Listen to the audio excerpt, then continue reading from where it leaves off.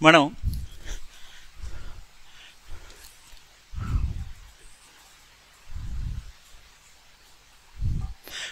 ఇలా ఇప్పటివరకు ధర్మజుని వాక్పటిమలో మనం గమనించినటువంటి కొన్ని లక్షణాలు, ఈ లక్షణాలు మనం నోట్ చేసుకోవాల్సినటువంటి పాత్ర చిత్రంలో భాగం అవుతాయి. ఈ పద్యం వరకు మీరు చూస్తే ధర్మజుని వాక్పటిమలో ధర్మనీతి వర్తన, తర్వాత మనకి కృష్ణుడిది ప్రారంభమవుతుంది 29వ పద్యం కాబట్టి. ధర్మనీతి వర్తన, రాజనీతిజ్ఞత,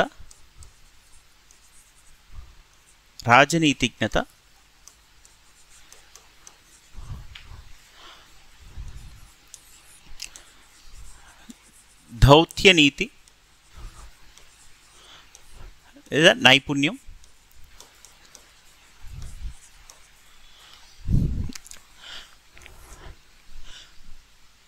అతని ఉపన్యాస శిల్పం లేదా సంభాషణ శైలి, సంభాషణ నైపుణ్యం లేదా శిల్పం, సంభాషణ శిల్పం లేదా ఉపన్యాస శిల్పం అంటాం. ఇందులో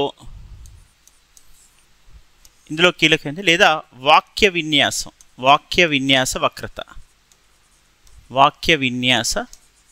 వక్రత.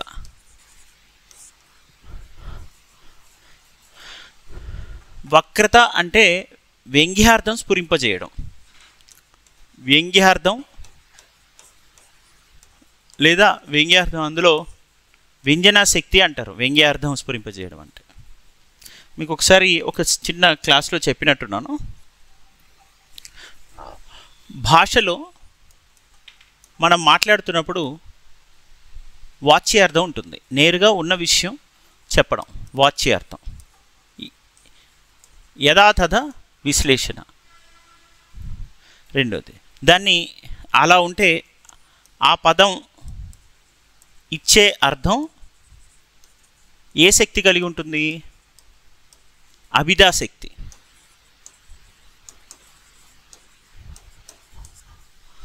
ఓకే, ఒక పదం అర్థాన్ని స్ఫురింపచేస్తేనే ఆ పదానికి శక్తి ఉన్నట్టు, లేకపోతే ఆ పదానికి శక్తి ఉంటుందా? లేదు. కా అంటే దానికి ఏమన్నా శక్తి ఉందా? ఎందుకు లేదు? అది ఏ అర్థం స్ఫురింపజేయదు, అది కేవలం వర్ణం మాత్రమే, వర్ణమాలలో ఒక భాగం, హల్లు. అదే కంఠము అంటే నా గొంతుకు సంబంధించింది అని అర్థం స్ఫురింపజేస్తుంది. అంటే అర్థం స్ఫురింపజేయలేనప్పుడు పదానికి విలువ ఉండదు. సో పదం ఎప్పుడైతే అర్థాన్ని స్ఫురింపజేస్తుందో ఆ పదానికి ఒక శక్తి ఉంటుంది. అలా ఆ పదం ఇచ్చే అర్థం నేరుగా యథాతథ అర్థాన్ని ఇస్తే దాన్ని ఏమంటాం మనం? వాచ్యార్థం. రెండవది ఏంటిది? లక్ష్యార్థం. వాచ్యార్థాన్ని అభిధాశక్తి, లక్ష్యార్థాన్ని లక్షణాశక్తి అంటాం. లక్షణ వృత్తి, ఇది లక్ష్యార్థం. ఇప్పుడు కృష్ణరాయభారం పాఠం బోధిస్తున్నాను, వాచ్యార్థం. కృష్ణరాయభారం పాఠాన్ని బోధించడం, అదే ఈ పాఠం ద్వారా మనం కనీసం 40 మార్కుల్లో 30 మార్కులు సాధించాలి. ఇందులో ఏముంది? లక్ష్యం ఉంటుంది. సో దీనికి ఒక లక్ష్యం ఉంది, ఒక లక్షణం ఉంది, ఆలోచన ఉంది, దీని వెనకాల ఒక తాత్విక కోణం ఏదో ఒకటి ఉంటుంది. అలా ఉంటే దాన్ని ఏమంటే మనం లక్ష్యార్థం. ఇలా వాచ్యార్థం, లక్ష్యార్థం, తర్వాత మనకున్నది వ్యంగ్యార్థం.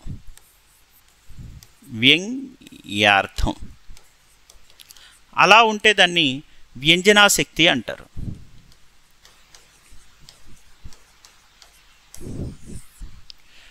వ్యంజనము అంటే వ్యంగ్య అర్థాన్ని స్ఫురింపజేయడం.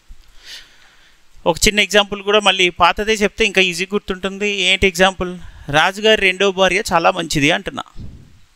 రాజుగారి రెండో భార్య మంచిది అంటే మొదటి భార్య చెడ్డదనే, అంతే కదా? అంటే దాని అర్థం పరోక్షంగా ఏదో ఒక వక్రత ఉండేటట్టుగా మాట్లాడడం. వాక్య విన్యాస వక్రతలు ఉంటాయి. వక్రత గురించి మళ్ళీ తర్వాత చెప్తాను. సరే, ఏదైనా ఒక పదం కానీ వాక్యం కానీ ఉపయోగించినప్పుడు దానిలో పరోక్షార్థాలు ఉంటాయి, పరోక్ష భావనలు ఉంటాయి. ఇప్పుడు అలా వీడు మహా హరిశ్చంద్రుడు అంటే ఏమని, వీడు పొద్దున్న లేస్తే అబద్ధాలు ఆడతాడని. కానీ దానికి ఉల్టా అర్థం చెప్తున్నాం మనం. మహర్షి అంటే వ్యంగ్యార్థం, వ్యంజనా శక్తి. అట్లా ఇలా ఉంటే మనము ఏం చెప్తున్నాం దాన్ని, ఈ ధర్మజుని వాక్పటిమలో వాక్య విన్యాస వక్రత అంటే వాక్యం ద్వారా ఉండేటువంటి బహుళ అర్థాలు, అవి స్ఫురింపజేసే పరోక్ష అర్థాలు అనేకం ఉంటాయి. అతను ఉపయోగించే పదజాలంలో ముఖ్యంగా వాక్య నిర్మాణంలో అనేక అర్థాలు స్ఫురింపజేస్తాడు. అంటే యుద్ధం అనివార్యతను గుర్తించినటువంటి వ్యక్తి, కానీ శాంతికే ప్రయత్నం చేస్తున్నటువంటి వ్యక్తి, అది ధర్మం అని అందరూ గుర్తించాలని ఆశిస్తున్నటువంటి వ్యక్తి. ఇవన్నీ తన నేరుగా ఈ మాటలు చెప్పకుండా ప్రవర్తన ద్వారా, సంభాషణ ద్వారా అందరూ గ్రహించేటట్టుగా చేయడం అతని లక్ష్యం. నేరుగా ఇది మన లక్ష్యం అని అందరికీ చెప్పట్ల. తను పగ కోరుకోవట్లేదు. అడంగునే పగంబగ వగగొండ మార్కగా పలకక ఉండగా వచ్చునే. ఓకే, పగయగలిగినని పామున ఇంటిలో ఉండినట్లు కాక ఊరడిల్లు ఎట్లు సాధ్యము అని ఇలా మాట్లాడుతున్నాడు. ఇలా మాట్లాడుతున్న క్రమంలో అతను ఏమాత్రం పగ రాగ ద్వేషాలు లేని స్థితప్రజ్ఞుడుగా ఉంటున్నాడని అర్థం. అలా ఉండడంలో అతను ధర్మనీతి వర్తనుడని అర్థం. అలా ఎవరు గమనించాలి? విదురాది సజ్జనులు బుద్ధిరా నిశ్చితంబుకు తోడి మేల్పున పరుసంధనమున ఆడుమి అంటున్నాడు. వాళ్ళందరూ గుర్తించేటట్టుగా, మనలో ధర్మం ఉందని వాళ్ళు అంగీకరించేటట్టుగా చాలా మెత్తగా, అవసరమైతే కొంత కఠిన భాష్యంతో పలుకు మాట్లాడు అని అడుగుతున్నాడు. ఇలా వాక్యంలో బహుళ అర్థాలు స్ఫురింపజేసే వ్యంజనా శక్తి ఉంటుంది. ఏమంటాం మనం? వ్యంజనా శక్తి.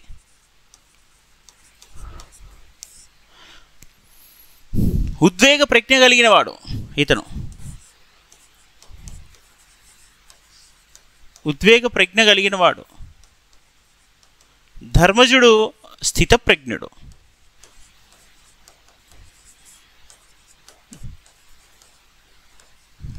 స్థితప్రజ్ఞుడు ఇది ధర్మజుని. ఇంకా ధర్మజుడికి సంబంధించి మనం ఏమైనా రాయాలి అంటే చాలా ముఖ్యమైన లక్షణాల్లో ధీరోదాత్తుడు పురాణ పాత్రల్లో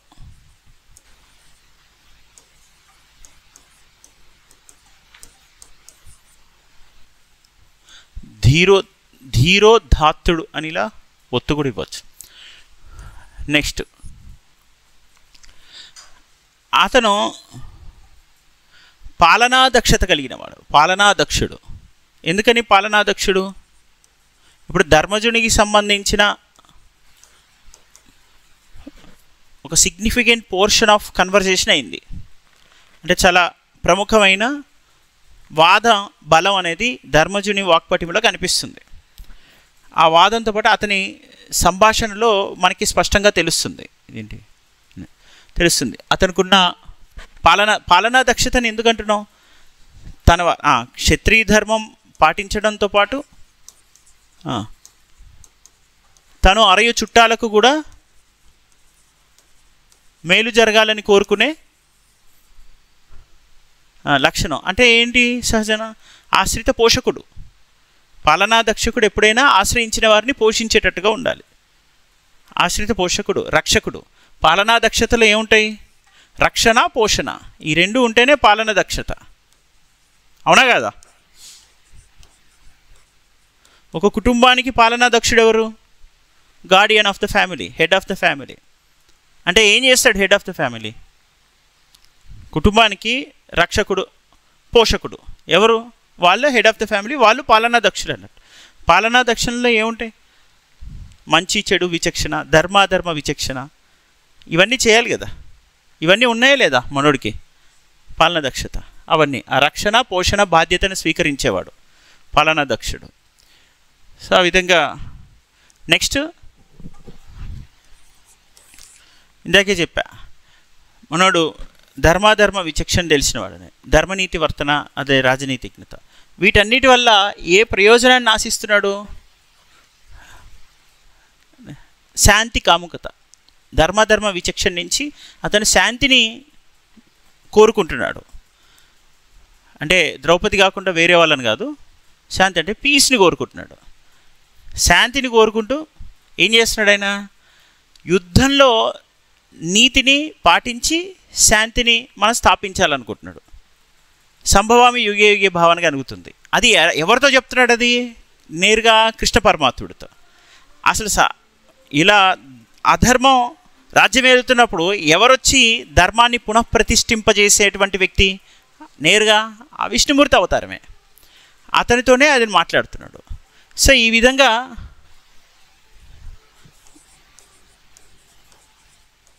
యుద్ధతంత్రం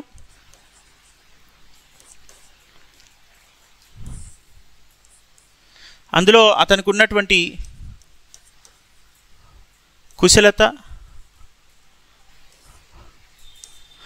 యోగ్యత,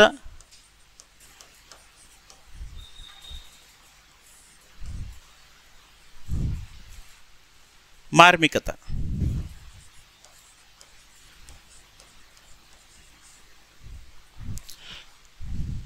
మిస్టిసిజం అంటారు. మిస్టిక్ పోయిటరీ అంటే ఒక విషయాన్ని నేను ప్రస్తావిస్తున్నానంటే అందులో అంతర్లీనంగా చాలా తాత్విక అంశం ఇమిడి ఉంటుంది, ఒక స్పిరిచువల్ ఎలిమెంట్ ఉంటుంది.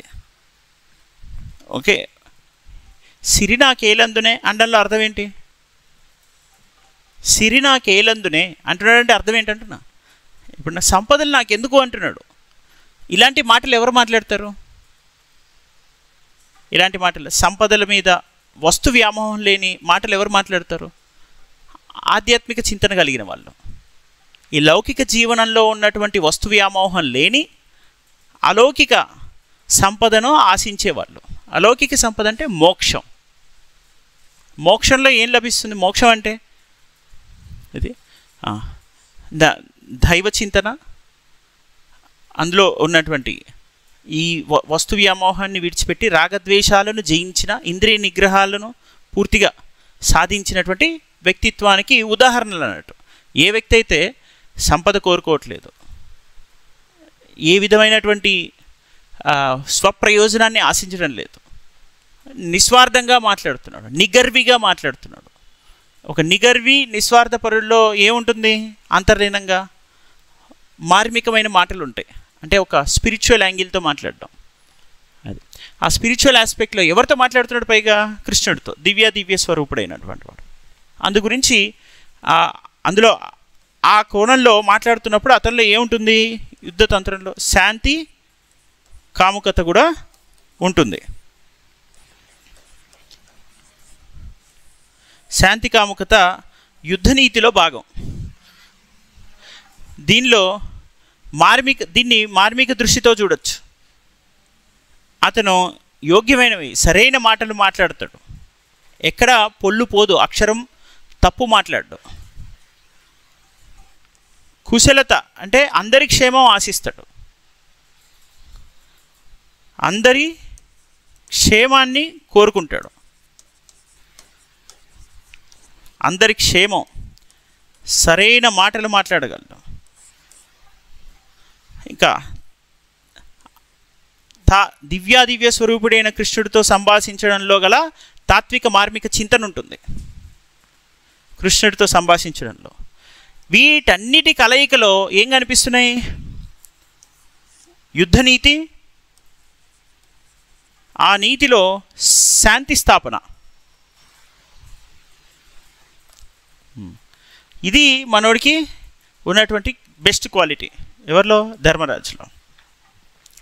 ఇవన్నీ ఎగ్జాక్ట్గా నేను రాసిన 10 పాయింట్లు కనుక రాస్తే 20 మార్కులకి కమ్సే కమ్ 60%. అంటే మనం అనుకున్న ఈ 500కి 300 సాధ్యం అవ్వాలంటే ఈ విశ్లేషణని కరెక్ట్గా ఉపయోగించుకోగలగాలి. ఇప్పుడు నేను రాసిన 10 పాయింట్స్ పెట్టుకొని ఉదాహరణీయంగా చెప్పాలి. ఇప్పుడు మీ క్లాస్లో నేను ఏదైతే వివరించానో 20 పద్యాలు వివరించానో ఆ 20 పద్యాలలో చాలా ఉదాహరణలు దొరుకుతాయి. ప్రతి ఒక్క పాయింట్కి ఒక ఉదాహరణ ఉంటుంది. సరే చూడండి. ధర్మనీతి వర్తన. ఆల్రెడీ ఒక పద్యంలోనే ధర్మనీతి వర్తన పదం కనిపిస్తుంది. ధర్మనీతి వర్తన అన్న పదం మనకి ఏ పద్యంలో కనిపిస్తుంది? మనం ముందుకెళ్ళి ఒకసారి వెతికితే వీరు ధర్మనీతి వర్తనమున మాట్లాడు ఆడుమి అన్నట్టుగా ఏదో ఒక పద్యం కనిపిస్తుంది. అది ప్లస్ అలానే రాజనీతి దృష్టి అంటే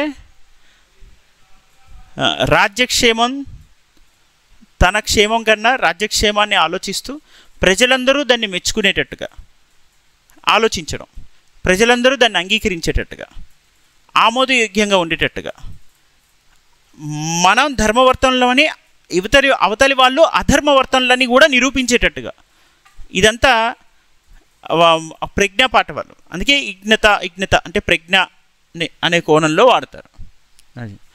నెక్స్ట్ దౌత్యం ఎలా చేయాలి, దౌత్య లక్షణాలకు సంబంధించిన 4-5 పద్యాలు ఉంటాయి. మేల్పులం పరుసందనం జాగ్రత్తగా మాట్లాడి ఇలా ఆ పద్యాలు ఉదాహరణలు ఉంటాయి. ఈ సంభాషణ ఏదైనా మీకు నచ్చింది ఏదైనా తీసుకోవచ్చు. సంభాషణ శిల్పం ప్రతి పదంలో ఒక సంభాషణ నైపుణ్యం కనిపిస్తుంది. ఇలా వక్రత అని చెప్పాను చూడండి. వక్రత, వాక్య విన్యాస వక్రత అన్న పదం ఉపయోగించిన చాలు. కానీ వక్రత అంటే ఇప్పుడు ఒక వర్ణం వల్ల వస్తే వర్ణ విన్యాస వక్రత అంటారు. వర్ణాలు అంటే ఏంటివి? ఇక కా, చా, టా, తా, కా, గా, చా ఇవన్నీ వర్ణమాల.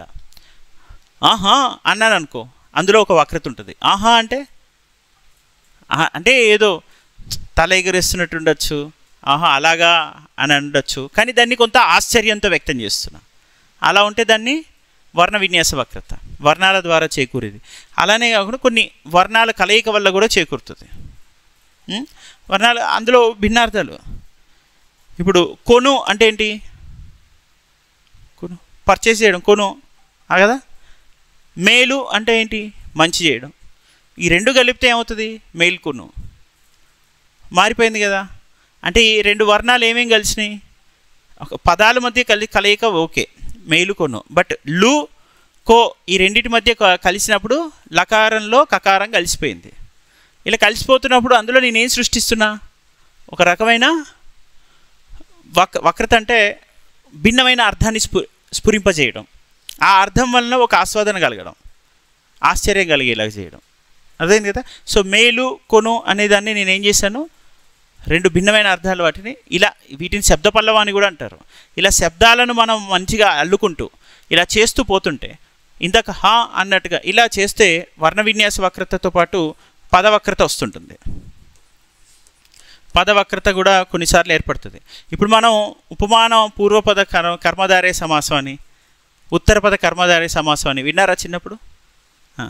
పూర్వపదం వలన వచ్చింది దానికి ఒక ఉపమా అంటే పోలిక. ఉత్తర పదం వల్ల ఒక పోలిక వస్తుంది. ఇప్పుడు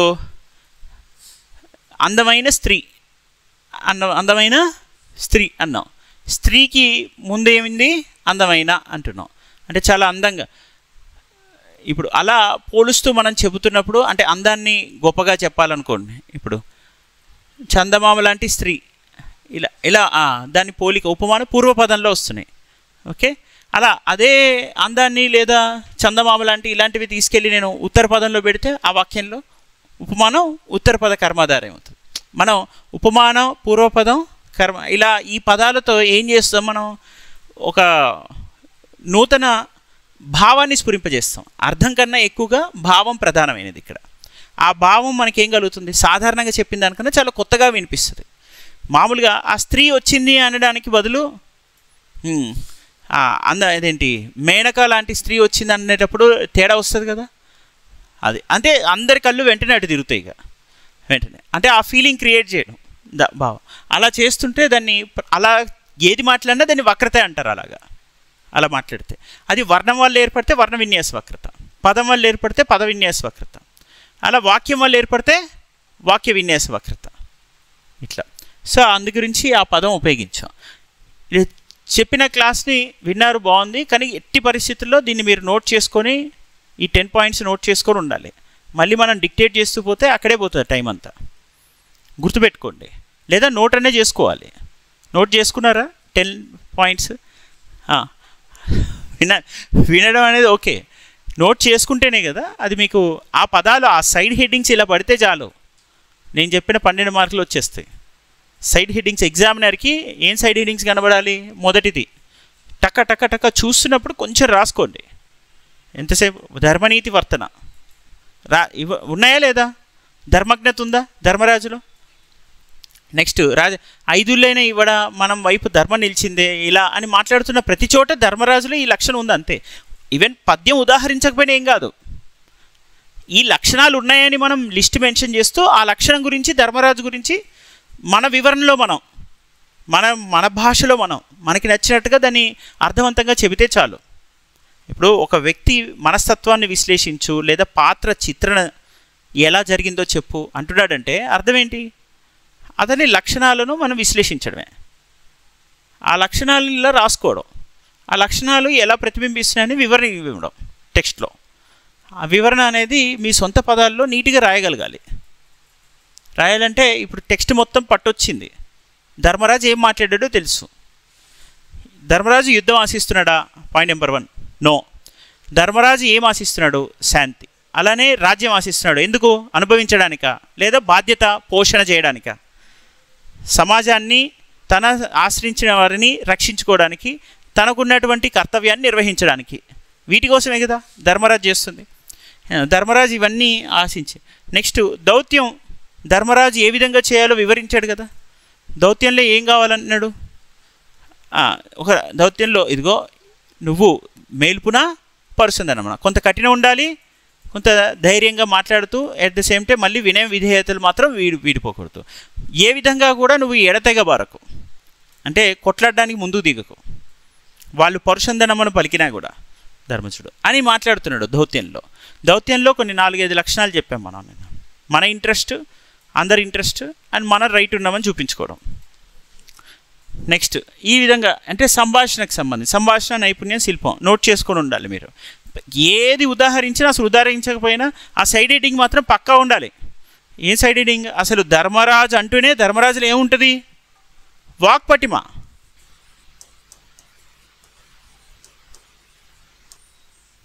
ఆ పదం వాక్పటి, ఇది సంభాషణ శిల్పం అనొచ్చు లేదా వాక్పటిమ అనొచ్చు, ఏదైనా హెడ్డింగ్ పెట్టాలి అక్కడ. సైడ్ హెడ్డింగ్ పెట్టామో తర్వాత మీకు నచ్చింది ధర్మరాజు ఈ లక్ష. నెక్స్ట్ వాక్య విన్యాస వక్రత. ఏదైనా మీరు ఆ టెక్స్ట్ చదువుతున్నప్పుడు ఈ ఉదాహరిద్దాం. ఈ వాక్య విన్యాస వక్రతలో ఇగో ఒక్కొక్క వాక్యాన్ని పక్కకి తీసి మాట్లాడినా కూడా ఆ వాక్యానికి ఒక ప్రత్యేకమైన స్థానం ఉంటుంది. ఇగో ఇది పగతో పగని అనచలేము, అడంగునే పగంబగ, పగతో పగని అనచలేము అనే ఉదాహరణ రాయొచ్చు. ఈ పద్యంలో ప్రతి పాదం కూడా ఒక ప్రత్యేకమైన అస్తిత్వాన్ని కలిగి ఉంది. ఎందుకని? పగతో పగని అంచలేం అనేది ధర్మరాజు కేవలం ఈ మహాభారతానికి మాత్రం ఉపయోగించినటువంటి పదం కాదు, అది సార్వకాలీనం సార్వజనీనం. అది ఒక వాక్య విన్యాస వక్రత, ఒక ఉదాహరణగా రాయొచ్చు దాన్ని. అలా మీకు నచ్చిన ఉదాహరణ ఎంచుకొని రాయాలి, రాసి. నెక్స్ట్ ఉద్వేగ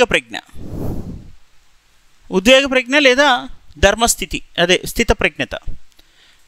అదే ఎప్పుడైనా ఉద్వేగ ప్రజ్ఞ, స్థితప్రజ్ఞుడు ఏం చేస్తాడు? ఏడవడు, కానీ చింతనను వ్యక్తం చేస్తాడు. చింతనకి ఏడుపుకి తేడా ఏంటి?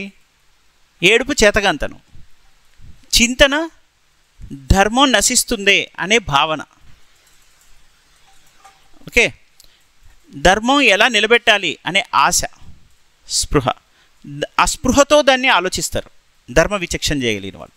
సో వాళ్ళు బాధని కూడా అధిగమించి సమస్యను పరిష్కరించే ప్రయత్నం చేస్తారు. బాధలో ఉన్నప్పుడు సవాళ్ళను స్వీకరించగలుగుతారు, సవాళ్ళను సామరస్యంగా పరిష్కరించే యోచన చేయగలుగుతారు. అలాంటి వాళ్ళని ఏమంటాం మనం? ఉద్వేగ ప్రజ్ఞులు లేదా స్థితప్రజ్ఞులు. మీకు ఒక సవాలు ఎదురైనప్పుడు ఆ సవాలుని మీరు ఎలా సమర్థవంతంగా సామరస్యంగా ఏ ఒడిదుడుగులకి లోనవ్వకుండా నిలబెట్టుకునే ప్రయత్నం చేస్తారో వాళ్ళని ఏమంటాం మనం? స్థితప్రజ్ఞులు. ఇప్పుడు ధర్మరాజుకి సవాలు ఎదురైంది, ఆ సవాలుని ఏ రకంగా కూడా కుంగిపోకుండా సామరస్యంగా ఎలా పరిష్కరించాలి అని ఆలోచించే లక్షణం, వ్యక్తిత్వం ఇతనిలో కనిపిస్తుంది. అందుకే అంత బాగా దౌత్య కుశలతను చెప్పగలిగాడు. ఇంకా నెక్స్ట్ ఇది అతనికున్న ధీరోదాత్త లక్షణం. ధీరోదాత్తుడు అంటే మీకు చెప్పాను ఇంతకుముందు. ఓకే, అతను అంటే ధీరోదాత్తుడు అనే పాయింట్ ఎందుకు వాడతామంటే కేవలం శృంగార వీరరసాలు అంటే ధర్మరాజు శృంగార రసం ఏంటి అని కన్ఫ్యూజ్ అవ్వకండి. శృంగార రసం అంటే శృంగారం అంటే మనం అనుకున్నట్టు ఏదో డ్యూయట్ వేసుకొని డ్యాన్సులు చేయడం కాదు, సినిమాల్లో చూపించినట్టు రొమాన్స్ కాదు. ఇక్కడ పూర్తిగా అలాని కాదు. ఇందులో ఏంటంటే వారు తీసుకునేటువంటి బాధ్యత, వారు చూపించేటువంటి చొరవ, ఓకే, స్త్రీ పట్ల కానీ తన పత్ని పట్ల కానీ తను కనబరిచేటువంటి ఆరాధ్య విధానం, ఇదంతా కూడా అంటే గౌరవం అభిమానం ద్రౌపదికి ఎక్కువ ఉంటుంది వీళ్ళందరికన్నా ఈ స్థాయిలో. అలాంటి మెచ్యూరిటీతో అంటే పరిణతితో పరిపక్వతతో ఆలోచించే మనస్తత్వం ఉన్నటువంటి దాంపత్య జీవనంలో ఉన్న వాళ్ళు ఎవరైనా సరే వారు ధీరోదాత్తులు అని అర్థం. ఓకే, ధర్మ. నెక్స్ట్ పాలనాదక్షుడు. ఈ పాలనాదక్షత ఎందుకంటున్నాం మనం? ఎప్పుడైనా రక్షకుడు పోషకుడు అలాంటి వాడిని ఏమంటాం మనం? పాలించే శక్తి కలిగిన వాడు. ఇప్పుడు పాలించే శక్తిని ఎలా నిర్ధారిస్తాం మనం? అతనిలో ఏ సామర్థ్యం కోరుకుంటాం మనం? పాలించే శక్తి కలిగిన వాడు అని ఎప్పుడు అంటాం? పాకిస్తాన్ అటాక్ చేస్తే తిరిగి న్యూక్లియర్ బాంబు వేస్తుందామని భయపడి కూర్చునేవాడు రక్షించేవాడు కాదు. పాకిస్తాన్ బాంబు వేస్తే ఇంకొకసారి అసలు ఆలోచనే రాకుండా ఆలోచనే చంపేయాలనుకునేవాడు పాలన అంటే రక్షకుడు. అలానే ఆశ్రిత పోషకుడు అంటే ప్రజలెవరూ ఆకలితో అలమటించకూడదు, నిరుద్యోగంతో బాధపడకూడదు, ఏదో రకంగా మనం వాళ్ళని అప్లిఫ్ట్ చేయాలి, ఎంపవర్ చేయాలి అనే ఆలోచన పూర్తిగా మనసు నిండా ఉంటే వాడిని ఏమంటాం మనం? పోషకుడు. ఇలా పాలనా దక్షత 2 అంశాల్లోనే ఉంటుంది ప్రధానంగా. ఒకటి పోషణ, రెండవది రక్షణ.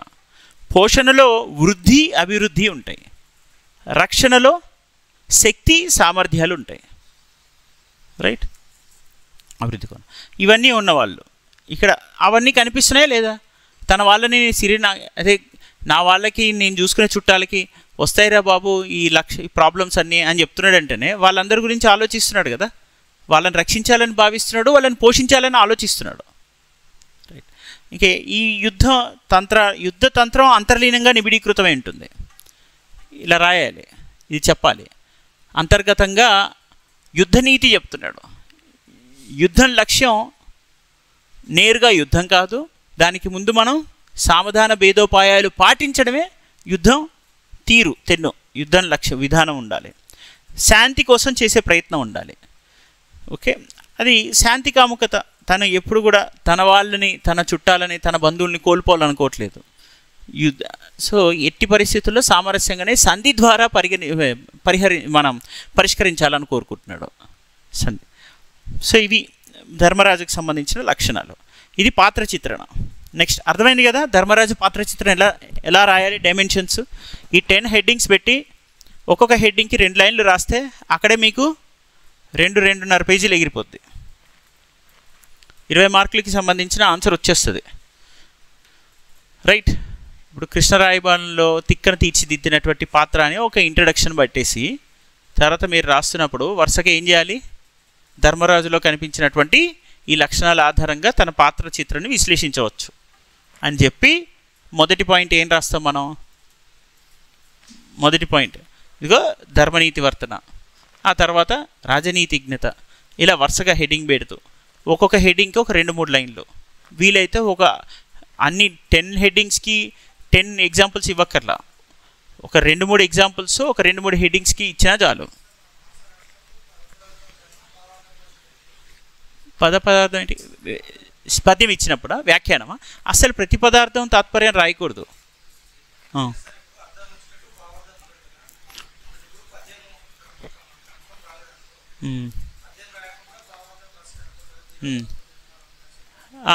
ఒక పాయింట్ ఏంటంటే మీరు అనేది వ్యాఖ్యానం కదా, వ్యాఖ్యానంలో ఎప్పుడైనా సరే రాయాల్సింది విశ్లేషణ, అంటే భావం, దాని లక్ష్యం, ఉద్దేశం, అడిగిన ప్రశ్నకు తగ్గట్టు. వ్యాఖ్యానంలో ఇప్పుడు ఏం అడిగారు గతంలో? ధర్మరాజు ఇది ఒక పద్యం ఇచ్చి ఆ పద్యంలో ఏం అడిగారు? ఏదైనా వ్యాఖ్యానం ఒకటి చెప్పండి. ధ్వని విశేషం అడిగాడా లేకపోతే ఏం అడిగాడు? వ్యాఖ్యానం పద్యం ఇచ్చినప్పుడు నేను పీవైక్యూస్ చెప్పాను కదా, ఒక వ్యాఖ్యానం థీమ్ ఏం అడిగాడు చెప్పండి. నాన్న క్వశ్చన్స్ చెప్తున్నావు, పద్యానికి రైట్ సైడ్ ఒక వ్యాఖ్యానం ఇచ్చాను కదా. పద్యంలోనా? పద్యంలో ఏమడిగాడు?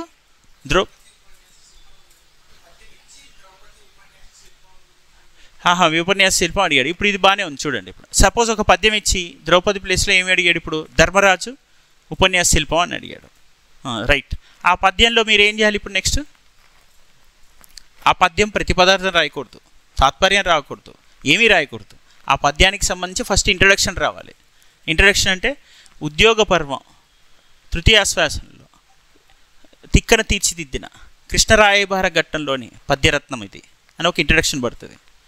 మరి కృష్ణరాయబార ఘట్టంలో ఇంట్రడక్షన్తో పాటు ఆ పాత్ర సందర్భాన్ని కూడా పెట్టేయచ్చు. ఏమని పెట్టచ్చు? కృష్ణరాయబార ఘట్టంలో ధర్మరాజు వాక్ పటిమను ప్రతిబింబించే పద్య శిల్పం ఇది. అర్థమైందా ఇంట్రడక్షన్? దాన్ని సో ధర్మరాజు వాక్ పటిమను, ఇప్పుడు నేను అదే సేమ్. సో పగ అడిగించుడు ఎంత శుభం, అడంగునే పగం బగా అని పద్యం ఉంది. లెట్స్ సీ, నేను రాస్తున్నా ఇప్పుడు. పగ అడిగించుడు ఎంత శుభం మీరు అన్నారు కదా, పద్యం ఇది. ఇంట్రడక్షన్ ఏం రాస్తాం? పరిచయం అని కూడా పెట్టకూడదు. డైరెక్ట్గా పద్యం అక్కడ ఉంటుంది, పద్యం కింద వైట్ పేజ్ స్పేస్ ఉంటుంది.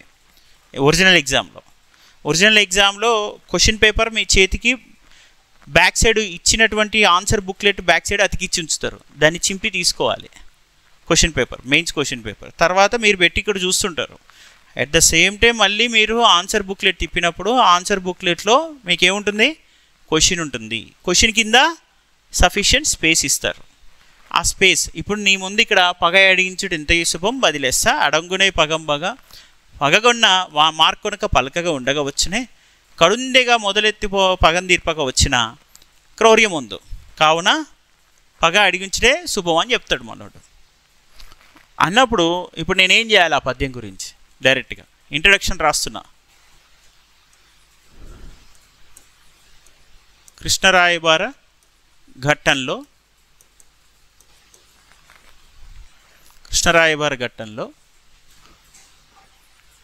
తిక్కన తీర్చిన కృష్ణరాయబార ఘట్టంలో తిక్కన తీర్చిన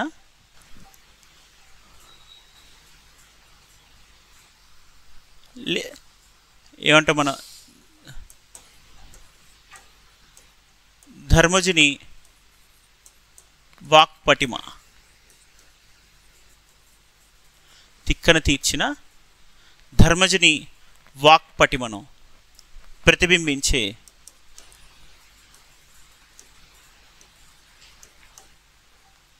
కృష్ణరాయబార ఘట్టంలో తిక్కన తీర్చిన ధర్మజుని వాక్ పటిమను ప్రతిబింబించే అద్భుతమైన పద్యశిల్పం మీద అనొచ్చు, ఇంకా పద్యరత్నం మీద అనొచ్చు.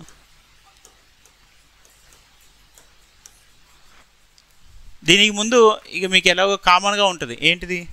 ఉద్యోగ పర్వం, ఆశ్వాసం, ఇదంతా ఇది.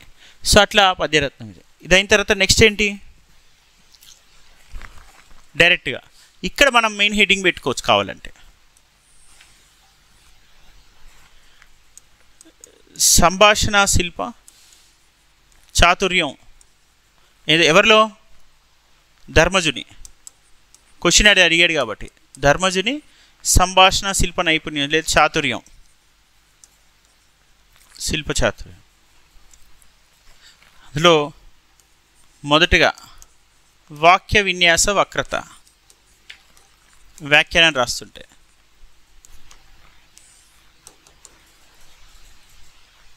ప్రతి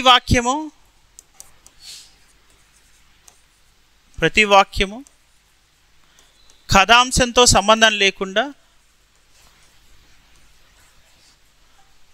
ప్రత్యేకమైన సూచన చేస్తుంది. కథాంశంతో సంబంధం లేకుండా ఒక సూక్తిని ఈ బోధించిన భావన కలిగిస్తుంది. అర్థమవుతుందా? డైరెక్ట్గా రాస్తున్నా. ఇందులో నేను ఎక్కడైనా ప్రతిపదార్థం, తాత్పర్యం లేదా ధర్మరాజుకు సంబంధించిన స్టోరీ, మొత్తం పాత్ర చిత్రానికి సంబంధించిన పాయింట్స్ రాశానా? క్వశ్చన్ ఏమడిగాడు? పగ అడిగించడం ఎంత శుభం అని అడుగుతున్నాడు. ఆ పద్యం ఇచ్చాడు. ఆ పద్యంలో ఏమడిగాడు? ధర్మరాజు ఉపన్యాస శిల్పం విశ్లేషించి అన్నాడు. ధర్మరాజు ఉపన్యాస శిల్పంలో ఇప్పుడు నేను కేవలం తీసుకుంటున్నాం ఏంటి? సంభాషణ చాతుర్యం దాన్ని. అందుకే అక్కడ వాడినటువంటి ఇంట్రడక్షన్ పదం ఏంటి? వాక్పటిమ అని వాడా. ఇక్కడ హెడ్డింగ్లో ఏం వాడాం? సంభాషణ శిల్పం. ఎందుకని వాడుతున్నాం ఇది? క్వశ్చన్లో ఏం అడిగాడు? ఉపన్యాస శిల్పం అని అడిగాడు. ఇప్పుడు అదే ప్లేస్లో ద్రౌపది ఉపన్యాస శిల్పం అని అడిగాడు పద్యం ఇచ్చి. అప్పుడు కూడా ఏం పెట్టచ్చు? తిక్కని చేసిన ద్రౌపది ఉపన్యాస ద్రౌపది ఆవేదనను అనాలి. అక్కడ ద్రౌపది ఆక్రోశాన్ని ప్రతిబింబించిన పద్య శిల్పం ఇది. దానిలో ద్రౌపది ఉపన్యాస శిల్పంలో నెలకొన్న సంభాషణ చాతుర్యం కథం అలా హెడ్డింగ్ పెడతాం. పెట్టి తర్వాత ఆ ద్రౌపది ఆవేదనలో వాడినటువంటి పదాలు ఆ పద్యంలో ఉన్నవి ఉదాహరణీయంగా ఇక్కడ చెప్తూ హెడ్డింగ్స్ పెడుతూ రాస్తాం. అప్పుడు సరే, ఇప్పుడు ధర్మరాజు గురించి కాబట్టి వాక్య విన్యాసవక్రత అని మొదటి పెట్టాం. రెండోది, ఎవరైనా సరే పగ కోరుకోవట్లేదంటే అతను ఏమని అర్థం? అతని ఉపన్యాస శిల్పంలో ఏం ప్రతిబింబిస్తుంది? పగను కోరుకోవట్లేదంటే శాంతి కాముకుడు. తర్వాత వరుసగా లింక్ చేయాలి. శాంతిని ఆశిస్తున్నాడు, యుద్ధం కోరుకోవట్లేదు. థర్డ్, శాంతిని ఆశిస్తున్నాడు, యుద్ధం కోరుకోవట్లేదంటే అర్థం ఏంటి? మనిషి అదే వస్తు వ్యామోహం లేనివాడు ఒక మనిషి. అతని ఉపన్యాస శిల్పంలో ధర్మం కనిపిస్తుంది. రాజ్య సంక్షేమం కోరుకునే రాజనీతిజ్ఞుడు కనిపిస్తున్నాడు. ఇలా చెప్పాలి. ఇదే మాట వాడాలి డైరెక్ట్గా. ఈ పదాలనే వాడాలి, ఈ మాటనే వాడాలి, ఇలానే రాయాలి. ఈ హెడ్డింగ్స్తో రాసి చివరిగా కన్క్లూషన్ స్టేట్మెంట్ యూజ్ చేయాలి. కన్క్లూషన్ స్టేట్మెంట్లో ఈ విధంగా నా ధర్మజుని వాక్ చాతుర్యంలో, ఈ విధంగా ధర్మజుని వాక్ చాతుర్యంలో ధర్మజ్ఞత, తత్వజ్ఞత, శాస్త్ర వైదుష్యం, రాజ్య సంక్షేమం ప్రతిబింబిస్తూ తిక్కన తీర్చిన అద్భుతమైన ఉపన్యాస శిల్పంగా మనకి ప్రతిఫలిస్తుంది అని ఇట్లా మాట్లాడాలి. ఇలా ఇలా ఇలా ఇలా 2 లైన్లు కన్క్లూషన్ స్టేట్మెంట్ యూజ్ చేయాలి. ఇదే ఆ స్టార్టింగ్ ఈ ఎండింగ్కి మధ్య ఒక సింక్రనైజేషన్ ఉండాలి. మధ్యలో రాసిన పాయింట్స్ని మనం సమ్మరైజ్ చేసినట్టు ఉండాలి. ఎండింగ్లో సమ్మరైజ్ చేయడం అంటే సంగ్రహించడం, దాని కొంచెం అలా చేసినట్టుగా ఉండి ఆ 2-3 లైన్ల ఇంట్రడక్షను, 2-3 లైన్ల కన్క్లూషను అడిగిన ప్రశ్నకి తగ్గట్టుగా మారాలి. అడిగిన ప్రశ్న ఉపన్యాస శిల్పాన్ని విశ్లేషించని అడిగాడు కాబట్టి హెడ్డింగ్ కూడా అలా కనిపించేటట్టుగా చూసుకోవాలి. తర్వాత అందులో ఉన్న పాయింట్స్ అన్నీ క్వశ్చన్కి తగ్గట్టుగా మార్చాలి. ఇగో ఇతని ఉపన్యాసంలో అదే అతని మనస్తత్వాన్ని విశ్లేషించన్నా ఇవే పాయింట్స్ వస్తాయి. మనస్తత్వంలో కూడా ఏమొస్తాయి? పగ అడిగించే ధర్మనీతి, అతను ధర్మజ్ఞుడు, ధర్మాన్ని కోరుకునే మనస్సు అతనిది. ఎటువంటి శాంతి కాముకత, శాంతిని ఆశించే మనస్తత్వం అతనిది. ఇలా ప్రతి చోట మనం ఈ పాయింట్స్నే అడిగిన ప్రశ్నకి తగ్గట్టుగా మారుస్తాం. సెంటెన్స్, వాక్యాన్ని పునర్నిర్మిస్తాం. ఈ నైపుణ్యం రావడాన్నే ఏమంటాం మనం? Answer writing skill. అంతే. ప్రశ్నకి తగ్గట్టుగా ఉన్న సమాచారాన్ని నువ్వు కొత్తగా సృష్టించలేవు కదా. సమాచారాన్ని నువ్వు కొత్తగా సృష్టించలేవు అంటే అర్థం ఏంటి? ఇప్పుడు ధర్మరాజు అనే పాత్రని అయితే నువ్వు మార్చలేవు కదా. ధర్మరాజు లక్షణాన్ని, మనస్తత్వాన్ని అయితే నువ్వు మార్చలేవు కదా. అవే కదా సిలబస్, అదే ఫైనల్గా అక్కడ ఉన్నటువంటి పాయింట్స్ అవే సిలబస్, అది కంటెంట్, అదే విషయం, అదే. దాన్ని ప్రశ్నకి తగ్గట్టుగా నువ్వు మలచాలి. నువ్వు ఎప్పటికీ సిలబస్ మార్చలేవు కదా, పాత్రను మార్చలేవు, అక్కడ జరిగిన సంఘటన మార్చలేవు. ఆ సంఘటనని, ఆ పాత్రని, దానికి ఉన్న లక్షణాలని ఏది మార్చలేవు. కానీ నువ్వు ఏది మార్చగలవు? ప్రశ్నకి తగ్గట్టుగా వీటి వాక్యాలను మార్చగలవు. అలా మార్చడమే ఇక్కడ ఉన్నటువంటి ఆన్సర్ రైటింగ్ స్కిల్ అనమాట. రైట్. ఇప్పుడు నెక్స్ట్ దిస్ ఈజ్ వాట్. మనం ధర్మజుడి దగ్గరికి అయిపోయింది అంటే మధ్యలో వస్తాడు అప్పుడప్పుడు ధర్మజుడు. ఇంకా కృష్ణుడి కన్వర్జేషన్ కొంచెం ఇక్కడ స్టార్ట్ అయింది. మళ్ళీ ధర్మరాజు వస్తాడు, కానీ మ్యాక్సిమం ఇప్పుడు ధర్మరాజు క్యారెక్టరైజేషన్ తెలిసింది. ఇంకా మనకి రాబోయే పద్యాల్లో అవగాహన వస్తుంది ఏంటి ధర్మజుడికి సంబంధించిన టోటల్ విషయం ఏంటని. సరే, నిన్ను లాస్ట్ పద్యంగా ఏమంటున్నాడు, ఇంతకుముందు ధర్మజుడు లాస్ట్ అంటే మళ్ళీ కృష్ణుడు 1-2 చెప్పిన తర్వాత వస్తాడు. బట్ ఇక్కడ ఒక విరామం అనుకోవచ్చు మనం. ఇగో నువ్వు సుయోధుని పాలికి వెళ్ళమని చెప్పడం నాకు ఇష్టం లేదు. సుయోధుని పాలికి పోవగ వలదనియు ఒక బుద్ధి ఓడమేడు గోవింద, అతడు మంత్రులు కావరమున చక్క వినరు కార్యవచనములు అన్నారు. ఇక్కడ ఒకటి చెప్తాను చూడండి, తిక్కన కవిత వైశిష్ట్యం అని అడిగితే అప్పుడు మనం ఏం రాస్తాం, ధర్మజుడిని అద్భుతంగా చిత్రించాడు తిక్కన, అట్లనే రాస్తాం. అతని పాత్రకి తగిన విధంగా వాక్య నిర్మాణం చేశాడు, అతని పాత్రను ప్రతిబింబించేలాగా ఆ వాక్య విన్యాస వక్రత పాటించాడు, ఇలా మారుస్తాం. ఎవరు, తిక్కన చేసినట్టు. తెలుగు పలుకుబడులను నుడికారాన్ని అద్భుతంగా ప్రయోగించాడు. ఇదిగో ఇలా నేను చెప్పాను కదా మొన్న, నేను ఒల్లా అన్నాడని. ఒల్లా అన్న పదం ఎట్లా వాడుతున్నారు, ఇట్లా వాడాడు తెలుగు పలుకుబడులు నుడికారాన్ని ప్రాచీన. ఇలా మనము తిక్కన తీర్చిన, తిక్కన చేసిన, తిక్కన పాటించాడు, తిక్కన నైపుణ్యం కనబరిచాడు, అలా అని రాస్తుంటారు. అలా ట్విస్ట్ చేస్తాం అంతే. ధర్మజుని వాక్పటిమను ఎవరు తీర్చాడు, తిక్కన. ఆ వాక్చతురి ధర్మజుని మనస్తత్వాన్ని ప్రతిబింబించే రచనా నైపుణ్యం ఎవరికి ఉంది, తిక్కనకుంది. రచనా నైపుణ్యం తిక్కన కనబరిచాడు, తిక్కన సృష్టించాడు. ఇలా ఇలా రాస్తాం అనమాట. రైట్. ఇప్పుడు తెలుగు పలుకుబడులు అనేది ఉదాహరణ. అప్పుడు కుటిల మొదలు అవినీతుడు క్రూరకర్ములు అట్లాంటి నీచుల దగ్గరికి నిన్ను పంపజాలను. అయ్యో ఇదిగా అన్నాడు చూడండి, నీవు సంకటపడియేడు దేవపది అయినా నేను ఒల్లా ఒంటి అంది అడుగు అని చెప్పి ఈ విధంగా ఇది నిన్న మన లాస్ట్ పద్యాలు ఇక్కడ వరకు అయిన తర్వాత ఫైనల్గా మన కృష్ణుడు వచ్చాడు. ఇక్కడ ఫైనల్గా అంటే ఫైనల్ కాదు, ఈ విరామాంత సమయంలో మధ్యలో కృష్ణుడు ఒక సమన్వయకర్త. కృష్ణుడు సమన్వయించగలడు, అన్ని పాత్రల్ని సమన్వయం చేసేటువంటి సమయోచిత ప్రజ్ఞ కలిగిన వాడు, సమయానుగుణంగా స్పందిస్తాడు. 26 పద్యాల పాటు సుదీర్ఘ ఉపన్యాసం ధర్మరాజుది జరిగింది. సుమారు ఎంత, ఒక గంట సేపు మాట్లాడాడు. గంట సేపు చాలా ఓర్పుగా విన్నాడు. విని మళ్ళీ సరైన సందర్భంలో స్పందిస్తున్నాడు.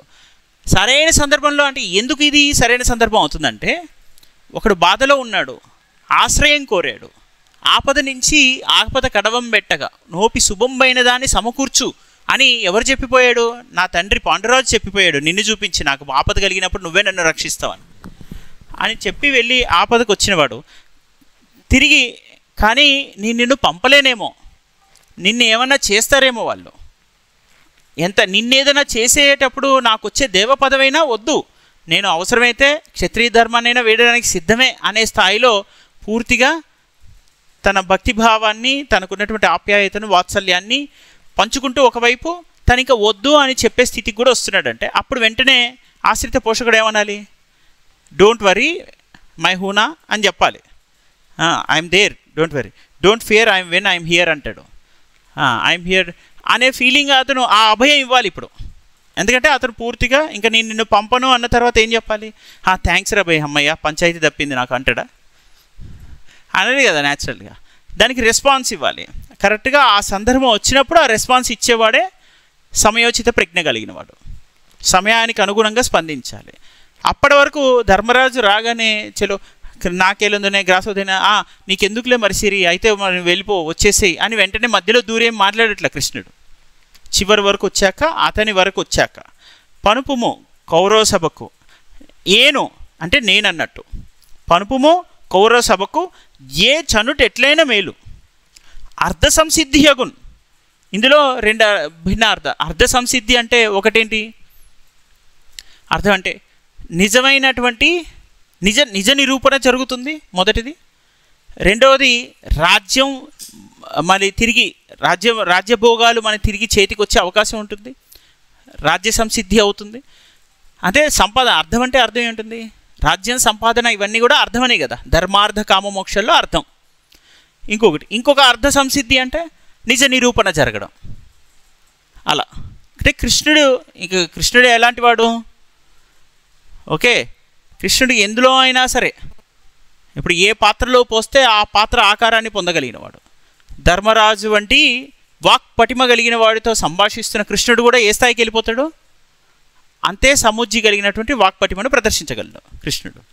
సో అలా పనుపుము కౌరవ సభకు ఏ చనుట ఎట్లయినా మేలు అర్ధ సంసిద్ధి అగున్ మనకు ఒకటం పాపమురా ఉనికిని గతమైన పలుకులుండును కలుగును. చూడు, మనం గనక ఏ పాపం మూటగట్టుకున్నా అది మనకి మంచిది కాదు. సో మనం ఏం చేద్దాం, మనకి ఏ పాపం రాకునికి మంచి మాటలైనా పలికి వచ్చేమనే సాటిస్ఫాక్షన్ ఉంటుంది అంటున్నాడు. అంటే కృష్ణుడు కూడా ఒక యుద్ధ నీతి కుశలతను ప్రదర్శిస్తున్నాడు. శాంతి జరగదని తెలిసినా కూడా నేను వెళ్తాను అంటున్నాడు కృష్ణుడు. ఆ సభలో మళ్ళీ కృష్ణుడికి ఏం జరగచ్చు, అవమానం జరగచ్చు. ఆ సభలో కృష్ణుడిని ఏం చేయొచ్చు, బంధించవచ్చు, ఏమైనా చేయొచ్చు. కృష్ణుడు దానికి సిద్ధపడి ఉంటే అప్పుడు కృష్ణుడి వైపు ఏముంటుంది, ధర్మం ఉంటుంది. అంటే ఎవరి పక్షం ధర్మం, పాండవ పక్షం. ఆ ధర్మాన్ని నేను ఉంది అని చూపించాలంటే, ఆ అర్ధ సంసిద్ధి జరగాలంటే ఖచ్చితంగా నన్ను వెళ్ళాలి. ఏ పాపము మన వైపు రాకుండా, మన వైపు ఏ పాపము చేరకుండా, తప్పు జరిగింది అని వేలెత్తి చూపించకుండా ఉండేటట్టుగా నేను ప్లాన్ చేస్తా అంటున్నాడు కృష్ణుడు ఇక్కడ ఇండైరెక్ట్గా.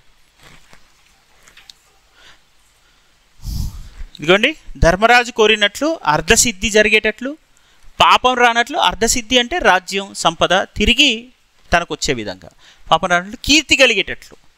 అంటే నలుగురిలో ఏ రకమైనటువంటి వేలెత్తి చూపించుకునే పరిస్థితి లేకుండా అదిగో పలకడం ధర్మరాజుకు పరిపూర్ణ సంతృప్తిని ఇచ్చింది. అలా సమయోచిత ప్రజ్ఞ అంటే ఏ స్థాయిలో ఉన్న వ్యక్తికి ఆ స్థాయి ఏ రకంగా ఇవ్వాలో ఆ రకంగా వాళ్ళ ఉద్వేగాలను అర్థం చేసుకునేటువంటి శక్తి ఉంటుంది సమయానుగుణంగా. ధర్మరాజు ఏం ఆశిస్తున్నాడు, రాజ్యాన్ని ఆశిస్తున్నాడు, కానీ యుద్ధాన్ని ఆశించట్లేదు. దానికి తగ్గట్టుగా అలానే యుద్ధం ఒకవేళ జరిగినా ధర్మం వీళ్ళ వైపు ఉందని నిరూపించాలనుకుంటున్నాడు. ఆ మూడు మాట్లాడాడు కృష్ణుడు ఇక్కడ. నీకు అర్ధ సంసిద్ధి అవుతుంది, నీకు కీర్తి వచ్చేటట్టు చేస్తా, పాపం నీ వైపు లేకుండా చేస్తా, అంటే ధర్మం నీ వైపు ఉంది అన్నట్టుగా చూపిస్తా కృష్ణుడు. ఇలా పరిపూర్ణ అంటే ఈ విధంగా సంపద ప్రయోజనం రెండు అర్థాలు వస్తాయి. అర్థం అంటే ఏమర్థాలు, సంపద ప్రయోజనం. ప్రయోజనం ఏంటిది ఇక్కడ, మన వైపు ధర్మం ఉందని నిరూపించడం. ఇదే ఇక్కడ మొదటి సంధి ప్రయోజన సిద్ధి అయితే ఆ తర్వాత యుద్ధ విజయ సిద్ధి అని గ్రహించవచ్చు. అర్ధ సంసిద్ధి పనుపుము కౌరవ సభకు ఏ చనుట ఎట్లయినా మేలు అర్ధ సంసిద్ధి. నేను దిగానంటే విజయం నీదే, అర్ధ సంసిద్ధి అంటే నీకే విజయం వస్తుంది అనేటట్టుగా మాట్లాడుతున్నాడు అని పలికింది. సో ఈ విధంగా అని విన్న యుధిష్ఠరుడు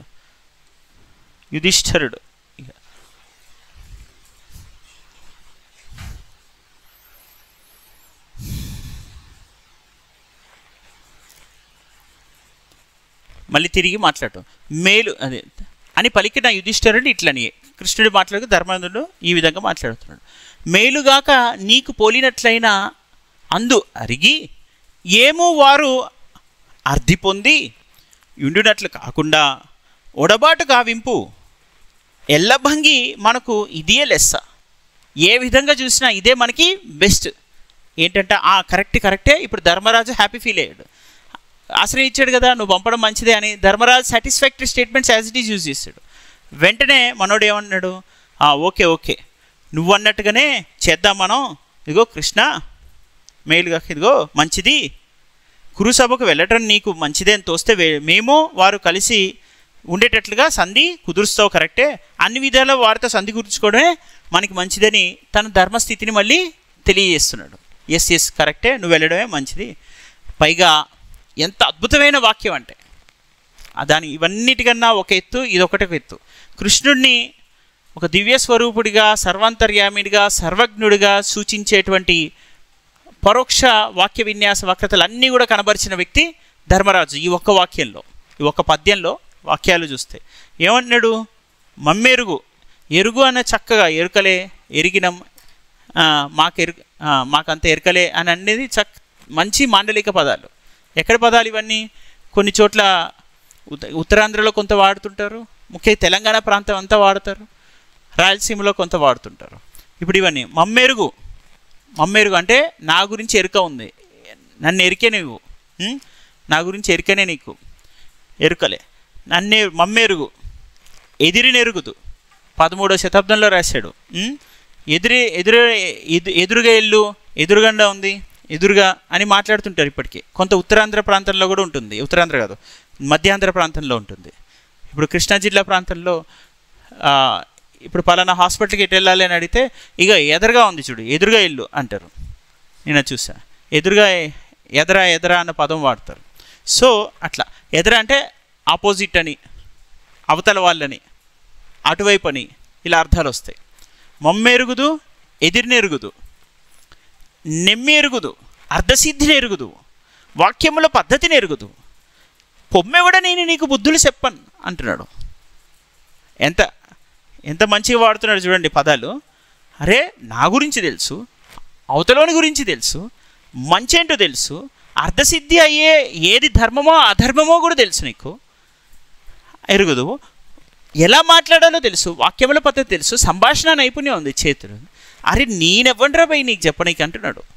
పొమ్మెవడ నేను నీకు బుద్ధులు చెప్పను, పొమ్ము నేనెవ్వరిని నీకు బుద్ధులు చెప్పడానికి, అంటే నీకు మంచేదో చెడేదో విచక్షణ ఏదో చెప్పేంత శక్తి నాకు అసలు ఉందా, అంత స్థాయి ఉందా అని ఒక్క ముందు పనుపుము నన్ను కౌరవ సభకు ఏ చండుటి ఎట్లయిన మేలు అని ఒకటి, అర్ధ సంసిద్ధి యగున్ అని ఒక్క మాట అలా వాడి, అలానే నీ కీర్తి కలిగేటట్లు చేస్తా, పాపం రాకుండా చేస్తా, పాపం రాకునికి నీ చేస్తా అని ఒక్క పదంతో కృష్ణుడు దెబ్బకే ఎవరిని ఫ్లాట్ చేసేసాడు? ధర్మరాజు కూడా ఎంత గమనించేశాడు, అబ్బా కృష్ణుడు నేను ఆశిస్తుంది మొత్తం యాజ్ ఇట్ ఈజ్ ఒక చిన్న 4 ఒక చిన్న వాక్యాల్లో చెప్పేశాడు. నేను ఇంతసేపు చెప్పిన స్టోరీ మొత్తం 4 వాక్యాల్లో చెప్పాడంటే నీ శక్తి ఎంతది? మమ్మెరుగుదువు, ఎదిరినెరుగుదువు, నెమ్మెరుగుదువు, అర్ధసిద్ధిని ఎరుగుదువు, వాక్యముల పద్ధతిని ఎరుగుదువు. అరే పొమ్మెవడ నేను నీకు బుద్ధులు చెప్పను, నేను నీకు బుద్ధులు చెప్పేంత శక్తి నాకుందా అంటున్నాడు. అలా అంటే సౌమ్యంగా ఎలా ఉండాలో తెలుసు నీకు, నెమ్మి అర్ధసిద్ధిని ఎలా సాధించాలో తెలుసు, సంపద కానీ ప్రయోజనాన్ని కానీ ఎలా నువ్వు సాధించాలో తెలుసు, నీకు మాటలు ఎలా ఆడాలో తెలుసు. అంటే నీకు అవతలోడు ఎలాంటోడు, వాడితో ఫ్రెండ్షిప్ ఎట్లా చేయాలి చేయకూడదు, సంభాషణ ఎలా చేయాలి, అర్ధసిద్ధి ఎన్ని వాక్యాలు వచ్చినాయి చూడు. మమ్మెరుగు 1, ఎదిరినెరుగుదు 2, నెమ్మెరుగుదు 3, అర్ధసిద్ధిని ఎరుగుదు 4, వాక్యముల పద్ధతిని ఎరుగుదు 5, పొమ్మెవడ నీకు బుద్ధులు చెప్పను. ఇలా కృష్ణుడి లక్షణాలను వరుసగా రాసుకుంటూ వచ్చాడు. మమ్మెరుగుదు అనడంలో ఏముంది, కృష్ణుడిలో ఏముంది? ఆశ్రిత పోషకుడు, రక్షకుడు. ఇలా నెక్స్ట్ ఎదురునెరుగుదు అంటే ఏంటి అర్థం? అవతల వాళ్ళ గురించి తెలుసుంటే చాలా ప్రజ్ఞాపాఠవాలు కలిగిన వాడు, సమయోచిత శక్తి కలిగిన వాడు. వాళ్ళు ఇక ఇవన్నిట్లో ఏం కనిపిస్తుంది కృష్ణుడిలో ఒక సర్వాంతర్యామి తత్వం కనిపిస్తుంది. సర్వాంతర్యామి అంటే ఏంటి? అన్ని సృష్టి అంతరాంతరాలలో ఉన్నటువంటి స్థితిలయలను అర్థం చేసుకోగలిగిన వాడు. సృష్టి సర్వం తన ఆధీనంలో ఉంటాయని అర్థం. ఈ సర్వం సృష్టికి కారణం ఏంటో తెలుసని అర్థం. ఈ సర్వం సృష్టిలో ఉన్నటువంటి ఈ సర్వ సృష్టిలో ఉన్న ప్రతి మూర్త అమూర్త వస్తు రూపాలను, అంతర్గత అంశాలను తీక్షణంగా సునిశ్చితంగా పరిశీలించే శక్తి కలిగినవాడు. ద్రష్ట, దార్శనికుడు. ద్రష్ట అంటే భవిష్యత్తును దర్శించగలిగిన వాడు ఏమంటాం మనం? దార్శనికుడు. భవిష్యత్తును నిర్మించాలనుకున్నవాడు దార్శనికుడు, భవిష్యత్తును దర్శించగలిగిన వాడు ద్రష్టుడు. దుష్టుడు కాదు, ద్రష్టుడు. ద్రష్ట. అట్లా భవిష్యత్తును దర్శించగలిగే శక్తి ఉన్నవాడు ద్రష్టుడు. ఆ శక్తిని నిర్మాణాత్మకమైన రూపంలో పెట్టి ఆ భవిష్యత్తుకు తగ్గట్టుగా ఇప్పుడే రూపకల్పన చేసేవాడు దార్శనికుడు. అంటే విజనరీ థింకింగ్, విజన్ ఉన్నాడు అని ఎవరంటే మనం ఎవరైనా అన్నామంటే అర్థం ఏంటి? విజనరీ పర్సనాలిటీ అంటే భవిష్యత్తులో ఏం జరుగుతుందో అర్థం చేసుకొని దానికి తగ్గ పునాదులు ఇప్పుడు వేసిన వాడిని మనం ఏమంటాం? దార్శనికుడు. భవిష్యత్తును దర్శించగలిగినటువంటి వాడు.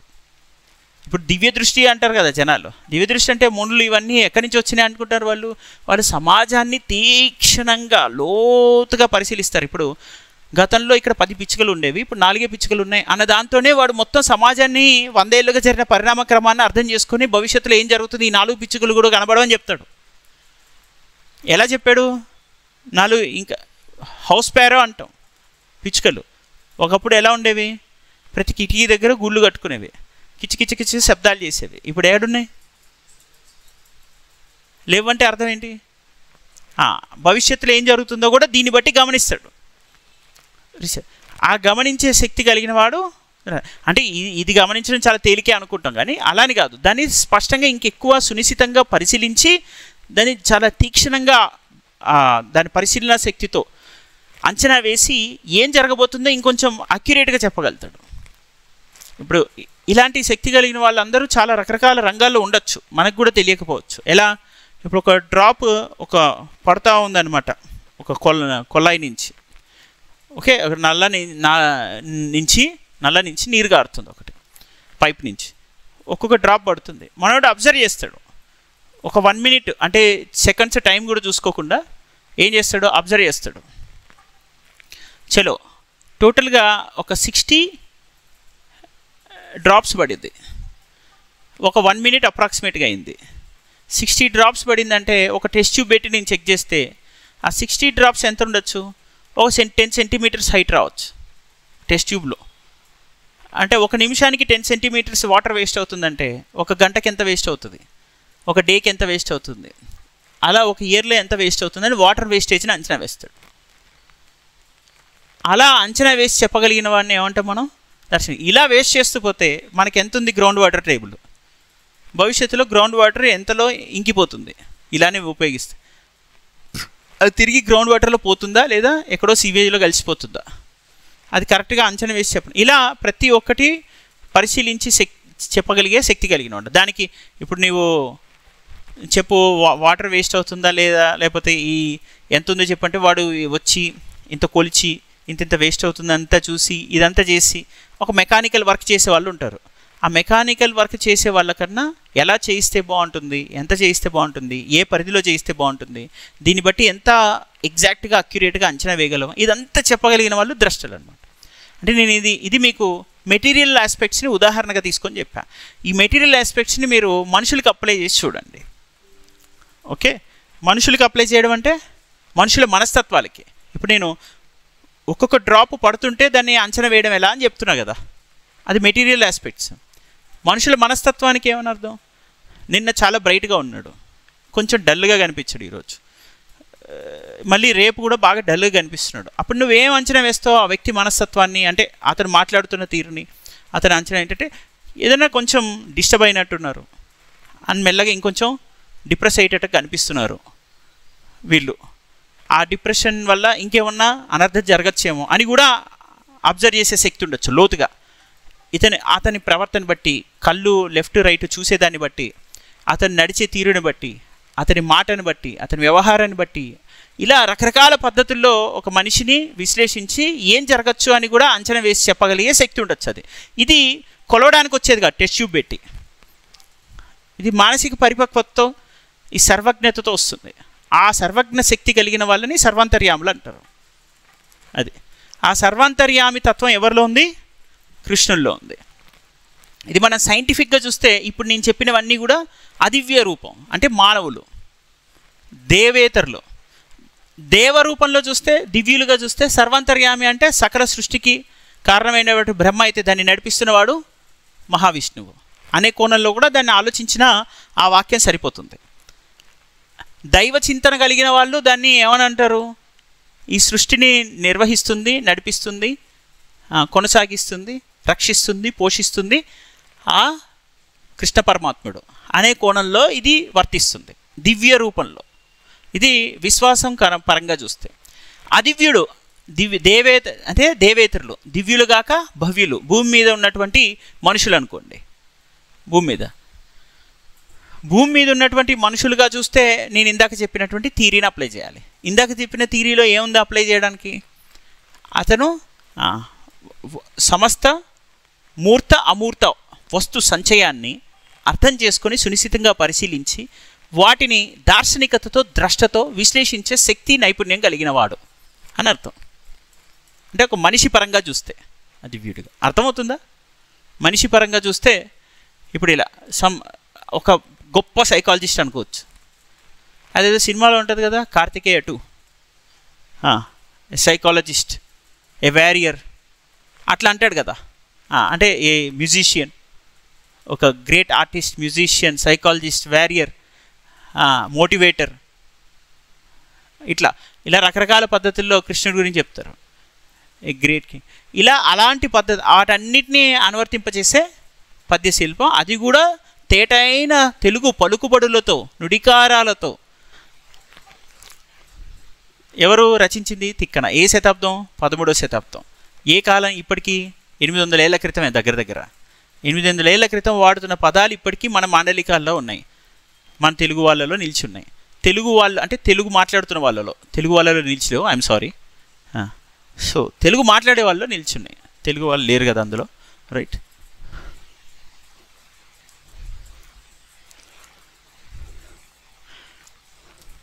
చూడండి, ఈ పద్యం విశ్లేషణ చూద్దాం మనం. దూత లక్షణ వివేకం ఇందులో కనిపిస్తుంది. ఇది బహిరంగంగా వాక్య విన్యాస వక్రత అంటాం. వాక్య విన్యాస వక్రతను ఎందుకంటాం? బహుళ అర్థాలు స్ఫురింపజేస్తుంది, ప్రత్యక్షార్థమే కాక పరోక్షార్థాలు. ప్రశంస వాక్యం ఉంది, నేనెవరిని నీకు చెప్పగలిగావని, నువ్వు మహానుభావుడివి అని, సర్వాంతర్యామి అని ప్రశంస వాక్యం. మరొకటి ఏంటి? దూత లక్షణ వివేకం ఉంది. అంటే ఒక దూతని ఏ విధంగా నువ్వు గౌరవప్రదంగా సూచించాలి, సంబోధించాలో నీకు తెలియాలి. సంబోధించడం అంటే పిలవడం, మాట్లాడడం అని అర్థం, పలకడం. సారీ, ఆ విధంగా ధర్మరాజు చేసినప్పుడు లోగుట్టులు తెలిసిన వ్యక్తి ఎవరు? కృష్ణుడే.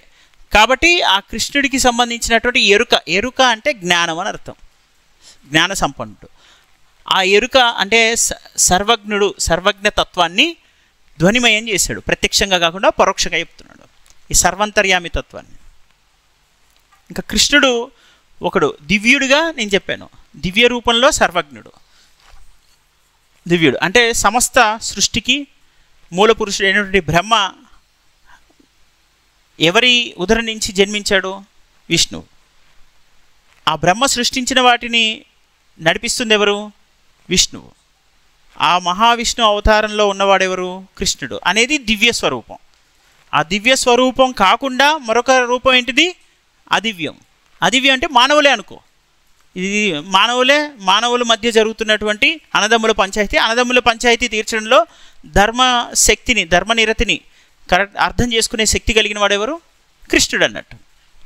అతని మనస్తత్వాన్ని పూర్తిగా లోగుట్టున అర్థం చేసుకునేవాడు. ఇక్కడ వ్యాఖ్యానంలో ఒకసారి చూస్తే ముగింపు వాక్యం ఒక అద్భుతమైన మెరుపును సృష్టించింది. ఏంది? పొమ్మెవడ నేను నీకు బుద్ధులు చెప్పను, నేనెవరిని అసలు నాకు అంత శక్తి ఏది అని తనని తాను తగ్గించుకొని బుద్ధులు చెప్పనన్ను. అలానే వాక్యం తెలుగుదనం పుట్టిన వాక్యం తెలుగుదనం. మమ్మెరుగుదు, ఎదిరినెరుగుదు, వాక్యముల పద్ధతిని ఎరుగుదు, నెమ్మెరుగుదు, ఇవన్నీ మాట్లాడుతున్నాడు. ఇప్పుడు శ్రీకృష్ణుడు ధర్మరాజులో కౌరవుల దుర్నయం ఎలా ఉంటుంది అని చెప్పే ప్రయత్నం చేస్తున్నాడు. అది విని ముకుందుడు ఈ విధంగా మాట్లాడే ప్రయత్నం చేస్తున్నాడు. ఇట్లని సంజయ్ని మాటలను నీవన్న పలుకులను వింటి. సంజయ్ని మాటలు ఏమన్నాడో విన్నా, నీవన్న పలుకులని విన్నా. నీ మది ధర్మైక నిష్టమై ఉన్నది. కృష్ణుడి నుంచి కరెక్ట్గా ఒక సర్టిఫికేట్ పొందాడు ఇప్పుడు. ఎవరు? ధర్మరాజు. నీ మది ధర్మైక నిష్టమై ఉన్నది. వైరంబు విడువరు వారు, శత్రుత్వాన్ని వారు ఎప్పుడు విడిచిపెట్టరు. ఎవరు? కౌరవులు. అందుకే ముందే స్టార్టింగ్లో ముకుందుడు ఈ విధంగా స్టార్ట్ చేసి సంజయ్ని మాటలు అంటే ఎవరి తరపున మాట్లాడినవి? కౌరవులు. కాబట్టి వారు ఎవరు వినరు అంటే కౌరవులు వినరని అర్థం.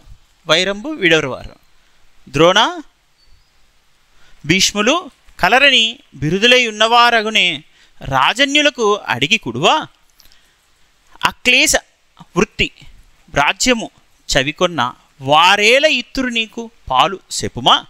ఇదిగో ఏమంటున్నాడు చెప్పిన? అనేక మలినాలతో నిండిపోయినటువంటి మనసు కలిగిన వాళ్ళు నువ్వు తిరిగి వెళ్ళి రాజ్యం అడిగితే ఇస్తారా? అవి పైగా వారేల ఇత్తురు నీకు, నీ పాలు నీకు ఇస్తారా? నీ భాగం నీకు ఇస్తారా? అదే నా పాలు నాది, నీ పీలు నీది.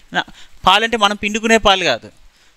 నా భాగం నాది, నీ భాగం నీది అని. ఈ పాలు భాగం అనే పదం ఇప్పటికీ వాడుతూనే ఉన్నాం మనం. ఈ పాలు ధార్తరాష్ట్రులు సడికి అధర్మునకు అలుకరెన్నడు. అరే ధృతరాష్ట్రులు ఎలాంటి వాళ్ళు? సిగ్గు లేకుండా అధర్మానికి ఏమాత్రం భయపడకుండా ఉంటారు. ఏమాత్రం సిగ్గుసేర ఉండదు వాళ్ళకి.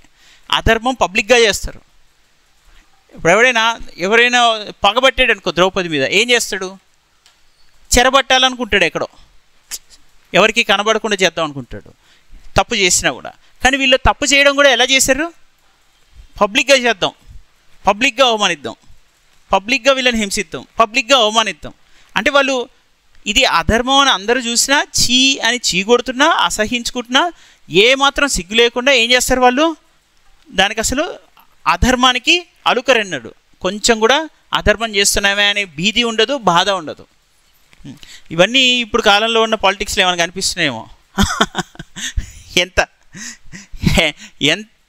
ఎంత తిన్నా, ఎంత సంపాదించినా అస్సలు నిస్సంకోచంగా ఉంటారు, సిగ్గు లేకుండా తిరుగుతారు. వాళ్ళ వెనకాల జనాలు కూడా తిరుగుతారు, జై కొడుతూ తిరుగుతారు. వాళ్ళని ఒక్క మాట అన్నా కూడా మనల్ని బతకనేరు, అసలు మామూలు కాదు.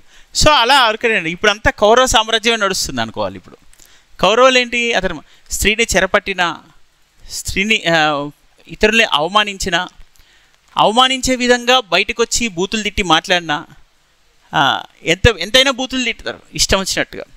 అది సీఎమా పిఎమా, అసలు ఈవెన్ ఆ స్థాయిలో ఉన్నోళ్ళు కూడా, ఆ స్థాయిలో ఉన్నోళ్ళు వీళ్ళు వాళ్ళని ఏం లేదు, ఇష్టం వచ్చినట్టు. ఇదంతా కూడా ఇప్పుడు నడుస్తున్న సభలన్నీ ఏ సభలు మన దగ్గర ఉన్నవి? కౌరవ సభలే. ప్రజలు చూస్తున్నారు లైవ్లో అయిన తర్వాత కూడా, ప్రజలు కూడా కౌరవులే, కౌరవ పక్షమే ఎక్కువ. సో ఎందుకంటే అధర్మాన్ని ఎంకరేజ్ చేయడానికి సిద్ధంగా ఉంటారు, అస్సలు ఏమాత్రం సిగ్గుపడరు. ఇప్పుడు మనం లంచం ఇస్తూ దొరికినా, లంచం తీసుకుంటూ దొరికినా, లేకపోతే ఏ అవసరమైతే 1,00,000 కోట్లు తీసుకున్నా, ఇంకొక 1,00,000 కోట్లు ఎక్స్ట్రా తీసుకున్నా, తీసుకోకపోయినా వాళ్ళు దేనికైనా కానీ సిద్ధంగానే ఉంటారు. రైట్? విడువు దైన్యంబు, పొడువు, ఇంకా మళ్ళీ పొడువు కయ్యము అరివర్గ జయమున కలుగు ఇహపరములు చిరకీర్తియును పాండిరాజు తనయ. అరే, అరివర్గ జయమున కలుగు ఇహపరములు చిరకీర్తియును పాండిరాజు తనయ. ఇదిగో విడువు దైన్యంబు, ధైర్యం బోధిస్తున్నాడు. దైన్యం విడువు అంటున్నాడు. దైన్యం అంటే ఏంటి? బాధ, నువ్వు దీనస్థితి, నీకున్నటువంటి ఆ నిస్పృహ, నిరాశ, ఈ నిరాశలు నిస్పృహ అంతా విడిచిపెట్టు, దీనస్థితిని విడిచిపెట్టు. నువ్వు గనక యుద్ధానికి సిద్ధపడితే ఏం కలుగుతుంది నీకు? చిరకీర్తి కలుగుతుంది. ఇహపరములలో, ఇహలోకంలో పరలోకంలో కూడా నీకు చిరకీర్తి కలుగుతుంది. పాండురాజతన్య. అరివర్గ జయమున, అరి అంటే శత్రువు, కయ్యము అంటే యుద్ధము. అని యుద్ధం అనేది సంస్కృత పదం, కయ్యం అనేది మనం వియ్యం కయ్యం అని ఎంత చక్కగా వాడతాం మన పదం ఇప్పటికీ. కయ్యం అనేది ఇప్పటికీ నిలిచిపోయింది. వియ్యం కయ్యం. వియ్యం అంటే బంధుత్వం, కయ్యం అంటే శత్రుత్వం. ఇంకా బంధుత్వం శత్రుత్వాలే సంస్కృత పదాలు. ఇది తేట అయిన అచ్చ తెలుగు పదాలు, తెలుగు పలుకుబడులతో తెలుగునాట రచించిన తెలుగు రచన ఆంధ్ర మహాభారతం మన తిక్కన రాశాడు. ఆ పదాలు ఎక్కడున్నాయి? నెల్లూరు మనమసిద్ధి ఆస్థానంలో అనుకుంటున్నాం. కానీ నెల్లూరు మనమసిద్ధి వాడిన పదాలన్నీ కూడా ఎక్కడివి? ఇక్కడ కనిపిస్తున్నాయి చూడండి. తెలంగాణ ప్రాంతంలో ఇప్పటికీ నిలిచి ఉన్నటువంటి పదజాలం అంతా కూడా నెల్లూరుది నిలిచింది అనుకుంటున్నామా? లేదు, తెలుగునాట మొత్తం నిలిచిన పదాలు అవి. చారిత్రకంగా అక్కడ ఉన్నటువంటి బ్రిటిష్ పాలన, ఇటు ఉన్నటువంటి నిజాం పాలన వలన వీటి మధ్య ఆ స్ప్లిట్ అనేది ఏర్పడడం, ఆ విభజనతో పాటు అక్కడ ఉన్నటువంటి సాంస్కృతిక ప్రభావం, పరిపాలనా ప్రభావం, ఆ పదజాలం ప్రవేశించి క్రమేణా అక్కడటువంటి సంపన్న ప్రాంతం అంతా ఇటువైపు తరలి వచ్చి ఆ భాషనే ప్రమాణ భాషగా సుస్థిరం చేసే ప్రయత్నం చేయడం వలన ఏర్పడినటువంటి సమస్య ఇది. తద్వారా నిజమైన తెలుగు ఏదో ఎవరూ గుర్తించలేని పరిస్థితి. తెలుగు ఒరిజినల్ లాంగ్వేజ్ మాట్లాడుతున్న వాళ్ళని చదువుకోని వాళ్ళు అనుకుంటున్నారు, చదువు రాని వాళ్ళు అనుకుంటున్నారు. ఇప్పుడు నాకు ఎరకలే, ఇప్పుడు ఎవ్వరు కూడా ఇప్పుడు తాకలే, తాకెను అనే పదం వాడింది ఎవరు? తిక్కన. ఎరుకలే అనే పదం వాడింది ఎవరు? తిక్కనే. నేను ఒల్లా అన్న పదం వాడింది ఎవరు? తిక్కన. కయ్యము వియ్యం అన్న పదం వాడింది ఎవరు? తిక్కన. నేనెవ్వని రవై అని ఇప్పుడు అంటున్నాం మనం. నేనెవ్వని అన్న పదం వాడింది ఎవరు? తిక్కన. పొమ్మెవ్వడా, ఎవడిన నేను అంటున్నాడు డైరెక్ట్. ఈ పదాలు మనం ఏంటి? అది రౌడీ భాష అని ముద్రేస్తాం, చదువుకోని భాష అని ముద్రేస్తాం.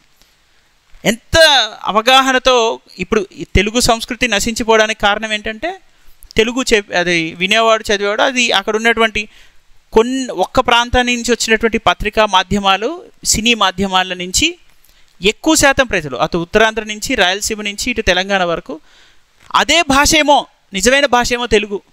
అలానే కొంచెం ముద్దుగా మాట్లాడడం కూడా ఈ మధ్యకాలంలో మేము తెలుగు బాగా మాట్లాడడం నేర్చుకున్నామంటే అది ఇంకా బాగా మాట్లాడుతున్న తెలుగు అనుకుంటున్నారు. ఇంకా చాలా ముద్దు మాటలు అవి.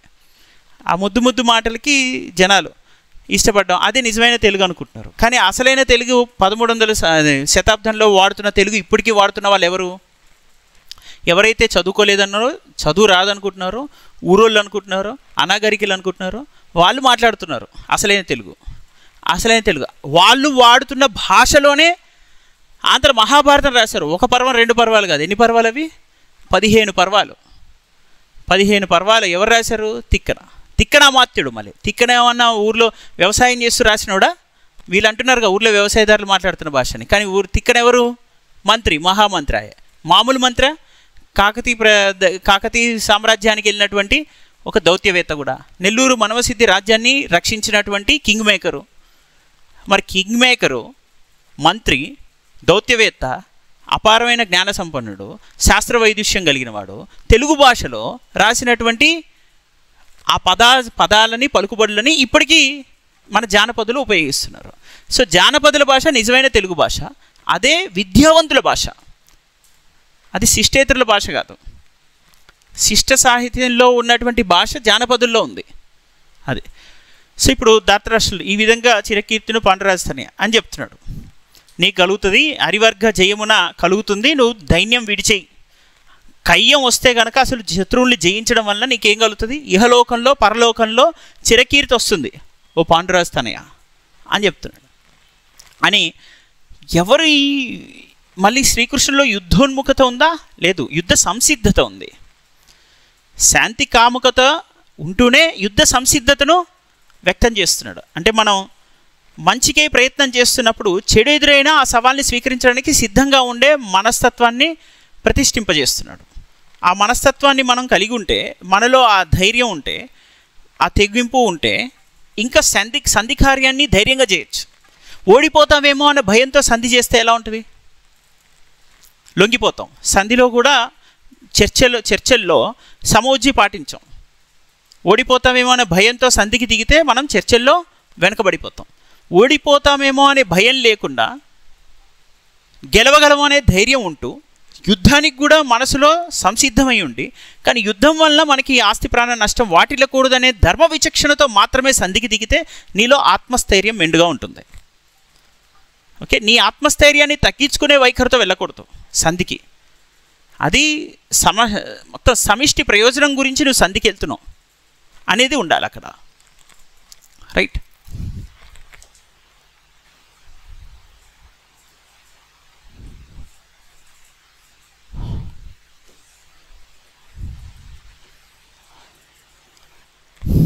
ఈ వ్యాఖ్యానాన్ని ఒకసారి మొత్తం చదవండి. కృష్ణుడు చెప్పిన తర్వాత మళ్ళీ మనం గురు భీష్మాతులు సూచిచుండ మీకు కూడా ఇదంతా నేను 34th నుంచి చెప్తాను. బట్ ఇది ఎక్స్ట్రీమ్ ట్రాఫిక్ ఉంది అసలు మొత్తం నిమజ్జనం వలన. నిమజ్జనం ఎప్పుడుంది అసలు? రేపా? ఓకే. సో ఫుల్ మొత్తం తెలుగు తల్లి ఫ్లైఓవర్ అంతా ఫుల్ ఇప్పుడు ½ an hour స్ట్రక్ అయిపోయింది అక్కడ.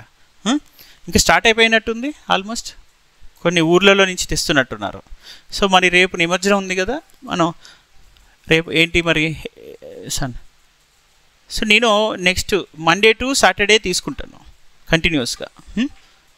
సండే తీసుకుంటాను లేదో రేపు ఇన్ఫర్మేషన్ ఇస్తాను ఏం వర్క్ ఉందో చూసి. సో మండే టు సాటర్డే తీసుకుంటాను. తీసుకునే క్రమంలో కొంచెం నిమజ్జనం అయిపోద్ది కదా సండే కల్లా. అసలు మర్చిపోయాను, సండే కూడా సాధ్యం కాదులేండి మీకు. నిమజ్జనం ఇప్పుడు సాటర్డే కదా. అందరు ఎప్పుడు స్టార్ట్ చేస్తారు? నైట్ స్టార్ట్ చేస్తారు. మార్నింగ్ మొత్తం వరుసగా ఒక కొన్ని 30-40 రౌండ్లు ఇక్కడే ఉంటాయి కొట్టించి. సో ఇప్పుడు మనం సండే ప్రాపర్గా మండే నుంచి సాటర్డే వరకు 99% నాకు ఆన్లైన్ చెప్పడం ఇష్టం ఉండదు, ఎందుకంటే అంత కనెక్టివిటీ ఉండదు. అందుగురించే రేపు ఎల్లుండి లేకపోతే ఆన్లైన్ చెప్దాం అనుకుంటున్నా సిలబస్ ఫినిష్ చేయడానికి, కానీ I don't want to have that నాకు. సో మనం మండే నుంచి సాటర్డే వరకు నెక్స్ట్ వీక్ కంటిన్యూస్గా ఫినిష్ చేద్దాం మనం. ఓకే, ఏమైనా మధ్యలో హాలిడేస్ వస్తున్నాయా? ఏం లేవుగా, పండగలు ఏం లేవుగా. నెక్స్ట్ దసరా వరకు కంటిన్యూ చేయొచ్చు. రైట్.